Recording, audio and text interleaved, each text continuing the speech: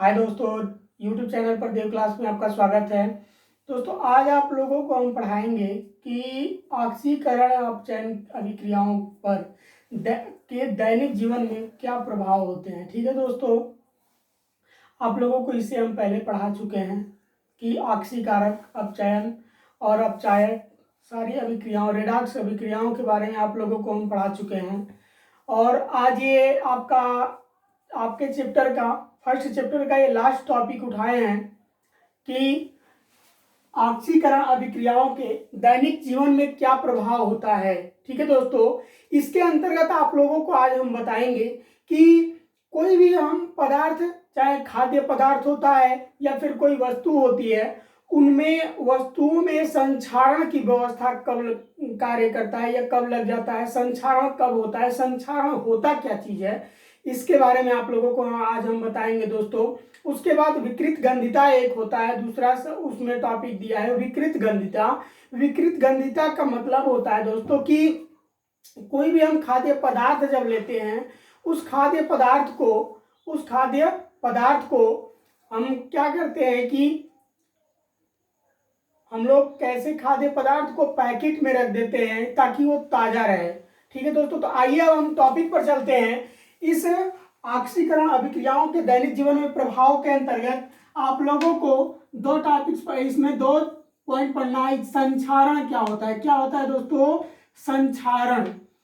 दूसरा जो होता है वो है आपका विकृत गंधिता। क्या है दोस्तों, विकृत गंधिता। इसको संक्षारण को आप कहते हो दोस्तों कोरिजन, यानी कि ये होता है कोरोजी, और ये होता है आपका दोस्तों रेंसिडिटी। ठीक है, अब हम लोगों को सबसे पहले तो ये जानना होगा संक्षारण का मतलब क्या होता है। संक्षारण दोस्तों, जब हम कोई भी धातु अगर वायु के संपर्क में रख देते हैं, आर्द्रता के संपर्क में रहता है, आर्द्रता नमी के संपर्क में रहता है दोस्तों, तो उस वस्तु में धीरे धीरे जो जंग लगता है, उस जंग लगने की प्रक्रिया को हम संक्षारण कहते हैं। उसमें एक रासायनिक अभिक्रिया होती है उस जल के सापेक्ष और वस्तु के सापेक्ष, जिसके कारण उसमें ऑक्सीकृत होता रहता है, वो धातु आपका ऑक्सीकृत होता रहता है, यानी कि उसमें से जंग के रूप में वो क्या करता है, पपड़ी दर पपड़ी छोड़ता रहता है, और वो वस्तु आपकी क्या हो जाती है, कमजोर हो जाती है। तो इस प्रक्रिया को हम क्या कहते हैं दोस्तों, संक्षारण कहते हैं। क्या कहते हैं, संक्षारण कहते हैं। संक्षारण का मतलब होता है धीरे धीरे टूटना। ठीक है दोस्तों, धीरे धीरे टूटना। और विकृत गंधिता को हम कहते हैं दोस्तों कि कोई भी अच्छी पदार्थ होता है, जब उसको हम खुले वातावरण में रख देते हैं, धूप में रख देते हैं, तो वह खाने वाली वस्तुएं हमारी क्या हो जाती है, खराब हो जाती है। ठीक है दोस्तों, तो सबसे पहले हम लोग संक्षारण के बारे में जानेंगे। संक्षारण आप लोग हेडिंग बना लीजिए दोस्तों। ठीक है, और इस संक्षारण के बारे में आप लोगों को हम बता दें, वह अभिक्रिया, नोट करिएगा इसमें कि वह अभिक्रिया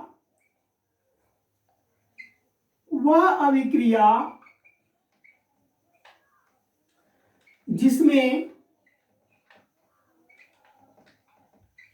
धातु वायु की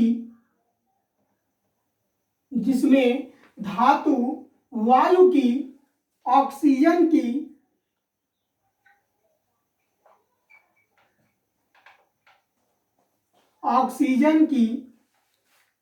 ऑक्सीजन कॉमा कर लीजिए, कई सारा है, नमी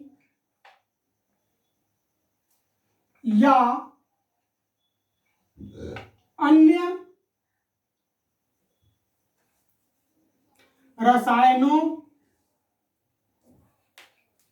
के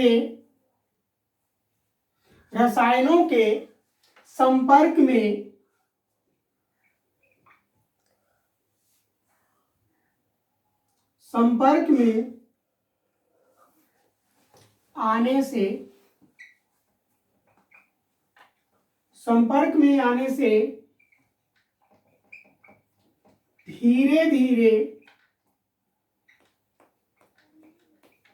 नष्ट हो जाते हैं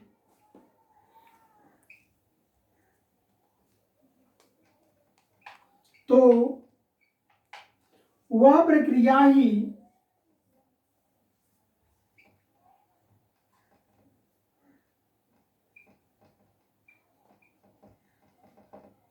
संक्षारण कहलाती है।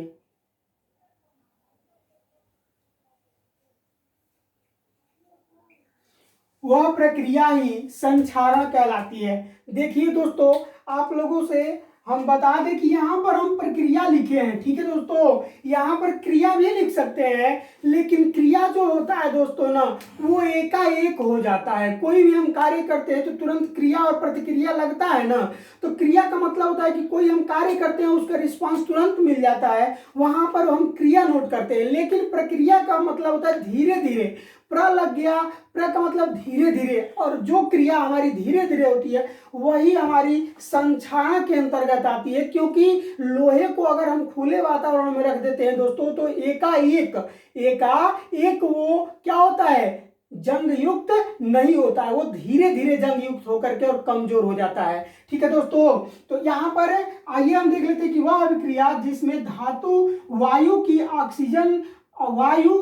ऑक्सीजन नमी या, यहाँ पर की हटा दीजिए दोस्तों, ठीक है ना, नमी या अन्य रसायनों के संपर्क में आने से धीरे धीरे, आने से यहाँ पर कर लीजिएगा, धीरे धीरे नष्ट हो जाते हैं, तो वह प्रक्रिया ही संक्षारण कहलाती है। वह प्रक्रिया संक्षारण कहलाती है। ठीक है दोस्तों, जैसे अगर हम बात कर लेते हैं यहाँ पर दोस्तों, आयरन है आपका, उसके बाद आयरन Fe+2 है दोस्तों, आयनों के रूप में इसमें से, जैसे पहले हम आयरन ले लिए हैं दोस्तों, और इसमें से धीरे धीरे आयनों के रूप में इसका संक्षारण होता रहता है।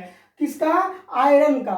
ठीक है दोस्तों, आयरन का धीरे धीरे हम खुले वातावरण में रख देते हैं तो इनका संक्षारण निरंतर होता रहता है। ठीक है दोस्तों, तो यह प्रक्रिया जो होती है संक्षारण की कहलाती है। जैसे हम सोडियम ले लेते, सॉरी दोस्तों, जैसे हम सोना ले लेते हैं, ठीक है, सोने के अंदर भी संक्षारण की मात्रा होती है, इसलिए उसे अशुद्धियों से बचाने के लिए हम लोग उसमें कुछ धातु मिला देते हैं, जिसको हम मिश्रित धातु के नाम से जानते हैं, कॉपर वगैरह, उसको मिला करके दोस्तों, और उसको मजबूत बनाया जाता है। ठीक है, ताकि वो संक्षारित जल्दी ना हो। ठीक है दोस्तों, उसी तरह से आपका चांदी है, यानी कि अन्य बहुत सारी धातुएं जो हैं उनको हम संक्षारण से बचाने के लिए उसके ऊपर कुछ धातुएं ऐसी हैं जिनको हम पेंट करके क्या कर देते हैं। जैसे टीन है आपका, टीन के ऊपर हम लोग जिंक का लेप लगा देते हैं, जिससे वो संक्षारण की प्रक्रिया से क्या होता है, बच सकता है। क्या होता है दोस्तों? बच सकता है।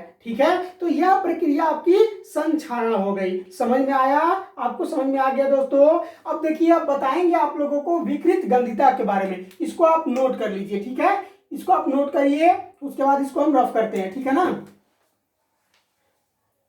आइए हम विकृत गंधिता के बारे में जानते हैं। तो विकृत गंधिता आप लोगों को हम बताए थे दोस्तों कि इसमें खाद्य पदार्थों को हम लोग पैकेट में पैक करके रखते हैं। जैसे अगर चिप्सों की बात हम कर लेते हैं, इसको आप डिफाइन कैसे करना चाहोगे दोस्तों? तो कहो, खाद्य पदार्थों में उपस्थित तेल तथा वसा के मंद ऑक्सीकरण से उनके स्वाद गंध का बदल जाना ही विकृत गंधिता कहलाता है। कोई भी हम पदार्थ लेते हैं दोस्तों, खाद्य पदार्थों को यदि हम धूप में रख देते हैं तो उसका स्वाद बदल जाता है। क्यों बदल जाता है दोस्तों? तो वो तेली जो पदार्थ होता है वो उसमें ऑक्सीकरण की प्रक्रिया उत्पन्न हो जाती है, अर्थात वो धूप से क्रिया कर लेता है, और धूप से जब क्रिया कर लेता है दोस्तों तो वहां पर वो खाने योग्य नहीं रह जाता है। ठीक है दोस्तों, उसके बाद आप लोगों को हम बता दें, जैसे हम भोजन पकाते हैं दोस्तों, बोलते हैं सोलर द्वारा हम लोग क्या करते हैं, सूर्य के द्वारा भोजन पकाते हैं। ठीक है, लेकिन कारण क्या होता है दोस्तों कि उसका टेस्ट आपको अलग दिखता है। अगर ज्यादा देर तक उस भोजन को हम रख देते हैं दोस्तों, खराब हो जाता है वो भोजन हमारा। ठीक है, तो इससे हमको क्या करना चाहिए दोस्तों कि इस भोजन को कम से कम सूर्य के संपर्क में रखें। उसके बाद अगर खाद्य पदार्थ को आप सेफ्टी से रखना चाहते हैं दोस्तों, तो उसको हमें बहुत सारे तरीकों द्वारा क्या किया जाता है, बचा करके रखा जाता है, बचा करके रख सकते हैं हम लोग, तब जा करके उसका इस्तेमाल अपने दैनिक जीवन में कर सकते हैं। अगर हम लोग उसको ऐसे ही खुले वातावरण में रख देते हैं और उसको हम ग्रहण करते हैं दोस्तों, तो इससे बहुत सारी बीमारियां हमारे लिए उत्पन्न हो सकती हैं, हमारा स्वास्थ्य बिगड़ सकता है दोस्तों। इसमें कारण क्या होता है कि जो खाद्य पदार्थ होते हैं उसमें ऑक्सीकरण की अभिक्रिया होती है, ठीक है।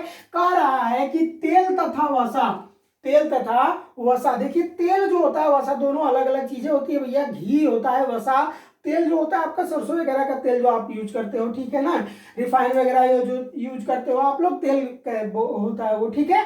तो जब उसमें तली हुई वस्तु को, जब उसमें तली हुई वस्तु को हम धूप में रख देते हैं और धूप में रख करके उसको खाते हैं दोस्तों, तो वो हमें अच्छा नहीं लगता है। क्यों अच्छा नहीं लगता है? क्योंकि वो सूर्य के प्रकाश से वह पदार्थ अभिक्रिया कर लेता है, ठीक है ना। तो ये है आपका पूरा डेफिनेशन। अब हम पढ़ेंगे कि विकृत गंधिता को रोकथाम का उपाय, विकृत गंधिता की रोकथाम का उपाय, इसे हम कैसे बचा सकते हैं, खाद्य पदार्थों को कैसे बचा सकते हैं, ठीक है दोस्तों। तो इसको आप तुरंत नोट कर लीजिए। हम आपको क्या देते हैं कि यहाँ पर कुछ पॉइंट देते हैं। तो देखिए विकृत गंधिता के रोकथाम के उपाय कौन कौन से हैं, आपको पहला बता दे रहे हैं दोस्तों। कह रहे हैं खाद्य पदार्थों को नाइट्रोजन गैस मिला करके रोका जा, क्या किया जाता है, बचाया जा सकता है। जैसे हम लोग चिप्स का पैकेट वगैरह खरीदते हैं दोस्तों, हम लोग कहते हैं कि इसमें चिप्स का पैकेट तो भैया बहुत, इसमें चिप्स कम है, ठीक है ना। हम लोग कहते हैं कि इसमें चिप्स बहुत कम है, ज्यादा से ज्यादा मात्रा में हवा भरा गया है। एक्चुअल में ऐसा नहीं होता है बच्चों। कारण ये होता है कि अगर ज्यादा मात्रा में आपको खाने वाली पदार्थ को दे देगा और उसमें नाइट्रोजन गैस नहीं भरी जाएगी पूर्ण मात्रा में, तो फिर वो आपका खाने वाला पदार्थ बहुत ज्यादा दिनों तक रुकता है, ठीक है। मार्केट में आपके पास पहुंचते पहुंचते समय उसको 4 या 5 महीने तक लग जाते हैं दोस्तों। इस वजह से उसके अंदर हम लोग नाइट्रोजन गैस मिला देते हैं। और नाइट्रोजन गैस इसलिए मिलाया जाता है क्योंकि जो ऑक्सीजन गैस होता है वो नाइट्रोजन को ऑक्सीकृत नहीं कर पाता है, अर्थात उसको बाहर नहीं कर पाता है, और जो खाद्य पदार्थ होते हैं उससे ऑक्सीजन की क्रिया नहीं हो पाती है। इस वजह से हम लोग उसके अंदर, पैकेट के अंदर नाइट्रोजन गैस मिला देते हैं और वो खाने वाली पदार्थ, जो भी चिप्स वगैरह हो आपका पैकेट में आता है, कोई भी चीजें, वो आपका ताजा रहता है, ठीक है दोस्तों। कैसा रहता है? ताजा रहता है। उसी तरह से आपका दूसरा पॉइंट कह रहा है दोस्तों कि कुछ ऐसे रासायनिक भी पदार्थ होते हैं जिसको हम लोग मिला करके क्या करते हैं, उस खाद्य पदार्थ को हम लोग सुरक्षित रख सकते हैं। जैसे BHA है, ब्यूटाइलिन हाइड्रोक्सी एनिसॉल होता है दोस्तों। ब्यूटाइनिल हाइड्रोक्सी एनिसॉल एक ऐसा पदार्थ होता है जिसको हम खाद्य पदार्थों के ऊपर लगा करके और रख देते हैं या फिर उसमें मिला करके रख देते हैं, वह पदार्थ आपका सुरक्षित रहता है, ताजा रहता है, ठीक है दोस्तों। उसी तरह से BHA की भांति एक BHT होता है,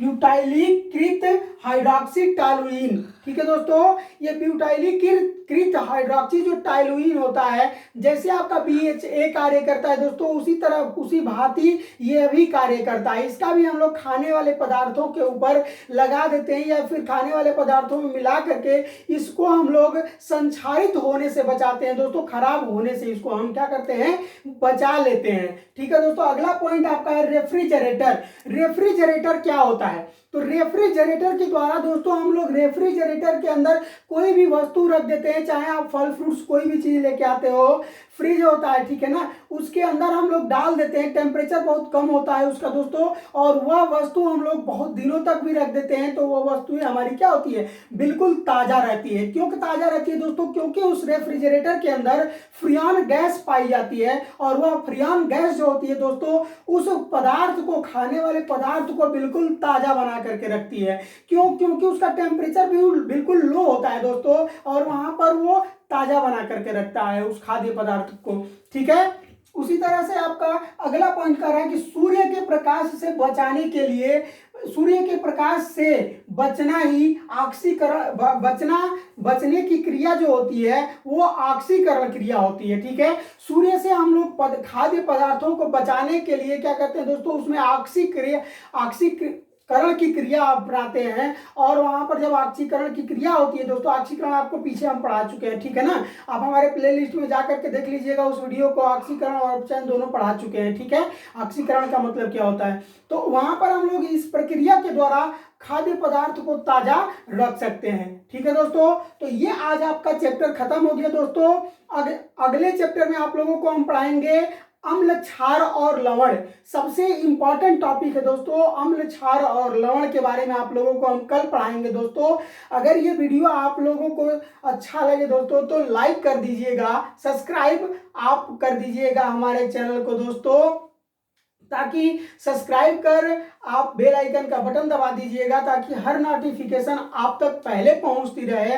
अपने दोस्तों में इस वीडियो को अधिक से अधिक शेयर कीजिए दोस्तों, ताकि वो लोग भी देखें और हमारा मनोबल बढ़ता रहे दोस्तों। लाइक एक जरूर कर दीजिए, वीडियो देखने के बाद एक लाइक एक जरूर कर दीजिए दोस्तों। आपका धन्यवाद।